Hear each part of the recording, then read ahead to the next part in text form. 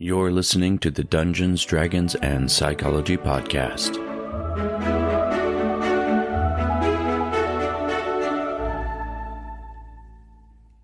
Fear is a potent and primal emotion that has evolved in humans as a survival mechanism.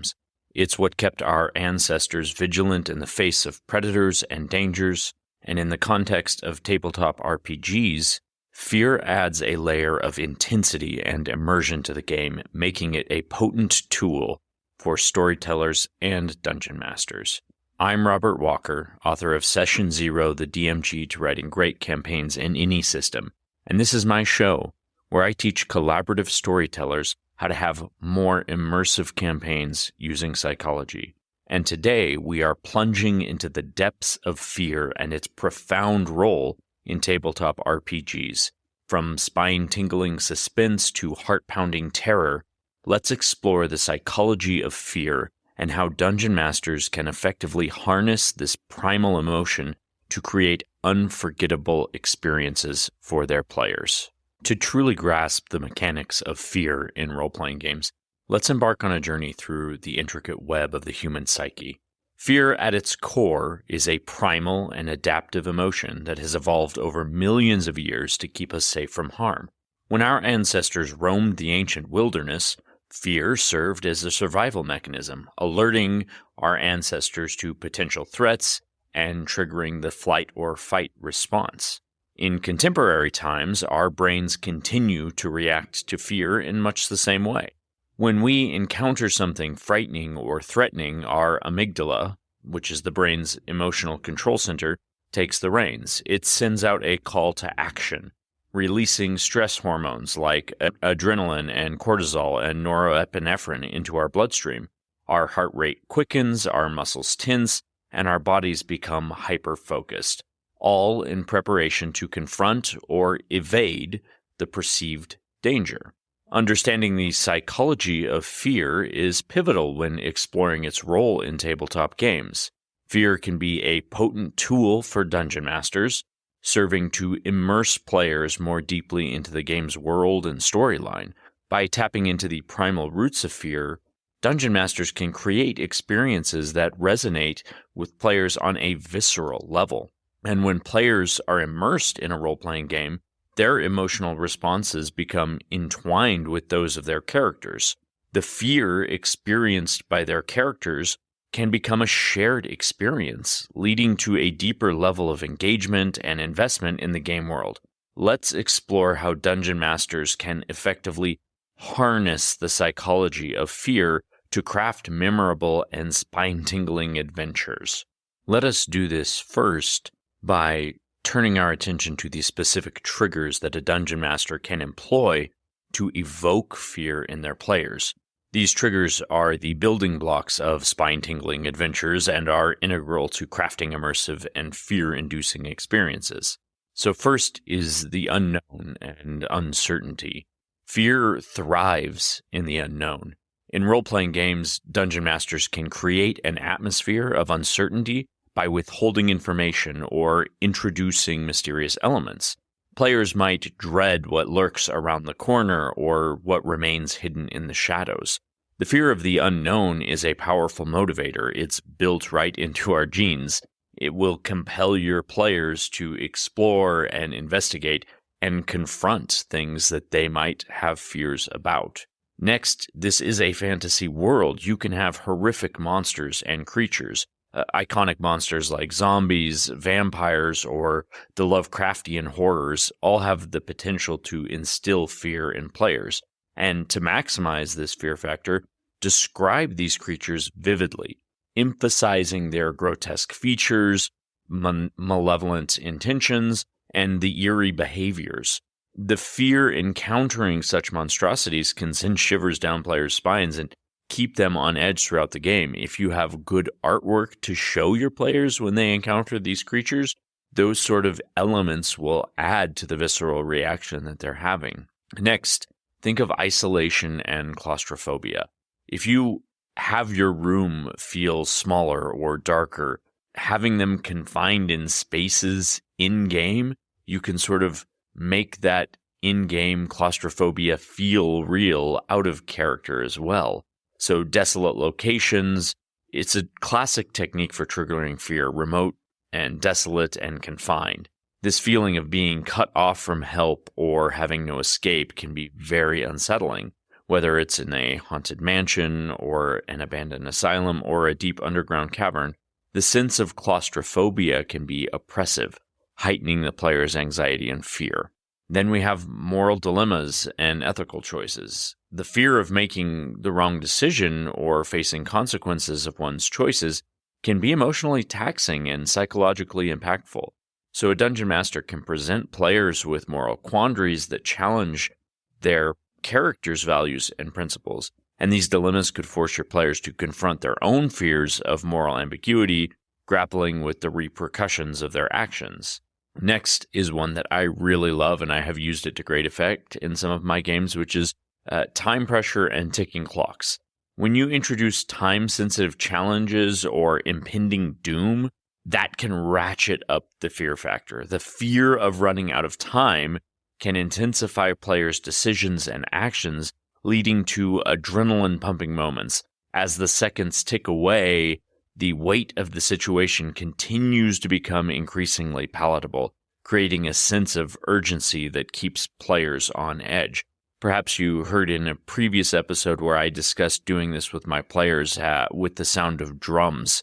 As an army of undead was approaching the players, I would ratchet up the sound of the drums on the sound system so it kept building and building and building, and they just had this impending sense of the doom that was creeping their way as the drums got louder.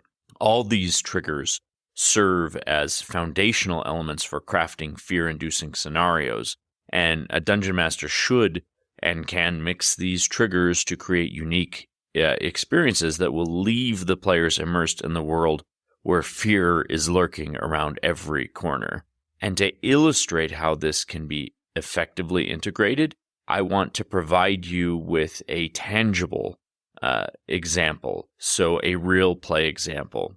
Picture a scenario in which your players find themselves trapped in an ancient abandoned asylum, a place shrouded in chilling rumors of haunting and malevolence, and as the dungeon master, you describe the scene with vivid detail.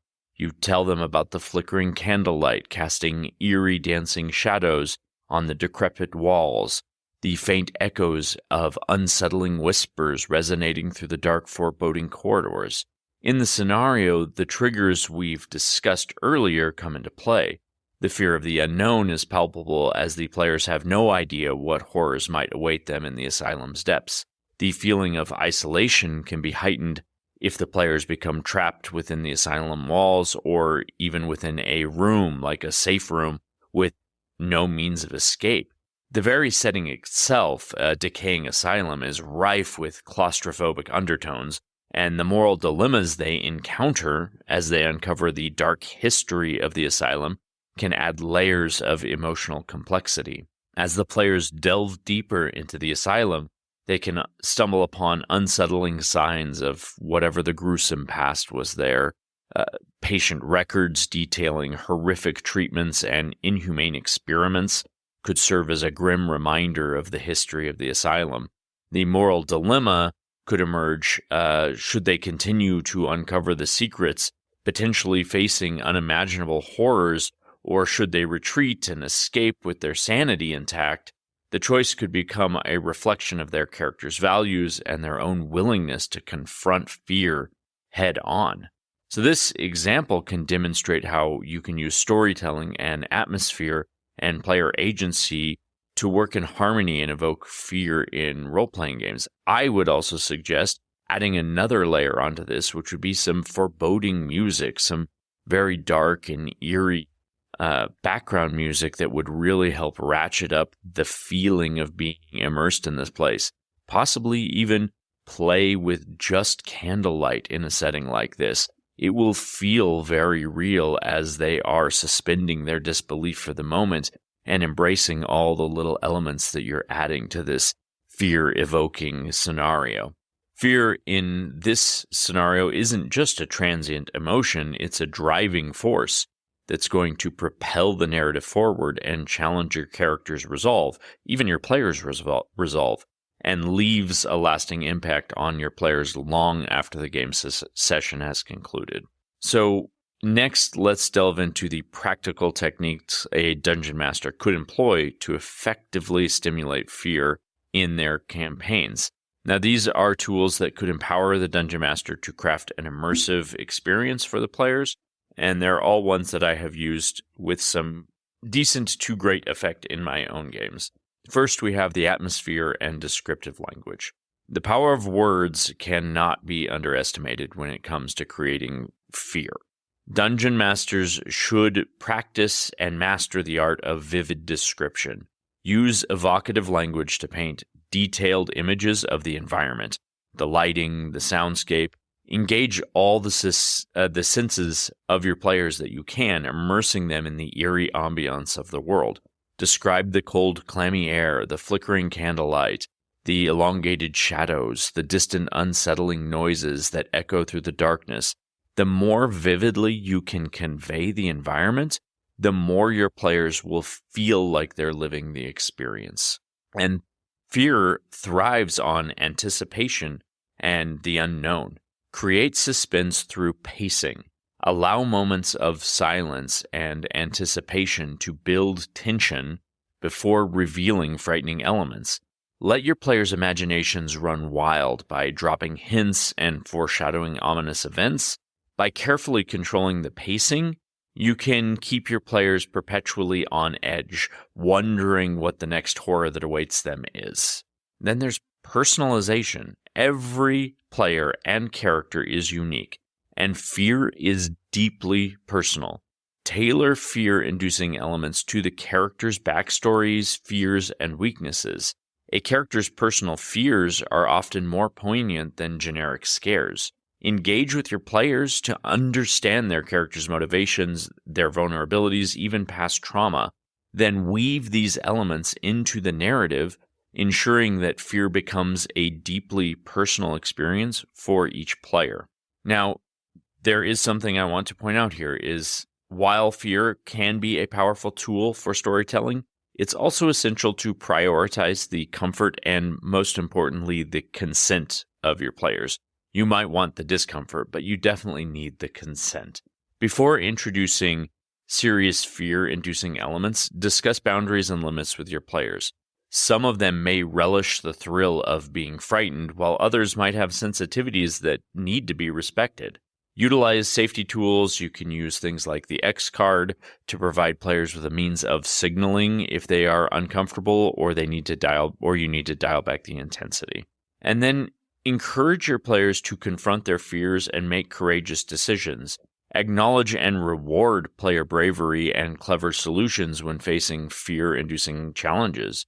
Offer experience points or other in-game advantages for characters who overcome their fears or make sacrifices to protect their comrades.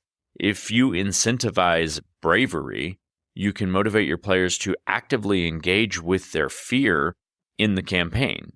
So use these techniques as the toolkit for utilizing fear in your role-playing games. Remember, combining atmosphere, pacing, and personalization, and then get your players' consent and reward their bravery. You can create unforgettable, heart-pounding experiences that will linger in the minds of your players long after the game has ended. With that, let's move on to tricks of the trade. For tricks of the trade, let's explore 3 settings that a dungeon master could use to immerse their players in fear. These settings are designed to invoke fear and create a great experience. So first, we have a haunted shipwreck on the murky marsh.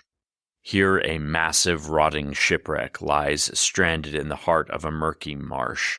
The ship's hull is twisted and encrusted with eerie luminescent fungi, ghostly apparitions haunting its decks, reenacting their tragic demise. The marsh itself seems to come alive at night with unseen creatures lurking beneath the water's surface. The fear elements here are the unknown, horrific entities, and isolation. Players could fear the shifting treacherous terrain, dread the encounters with the malevolent spirits, and grapple with the sense of isolation in the desolate spectral location. Next, we have the abyssal catacombs beneath a cursed city, where deep beneath a cursed city lies a network of abyssal catacombs. The walls are adorned with eerie ancient runes that pulse with an otherworldly glow.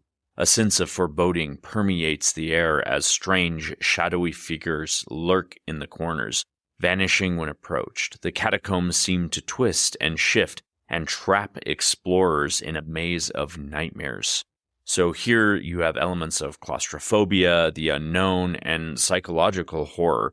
Players could fear the suffocating labyrinthine passages, they could dread encounters with the eldritch entities, and grapple with illusions that blur the line between reality and nightmare.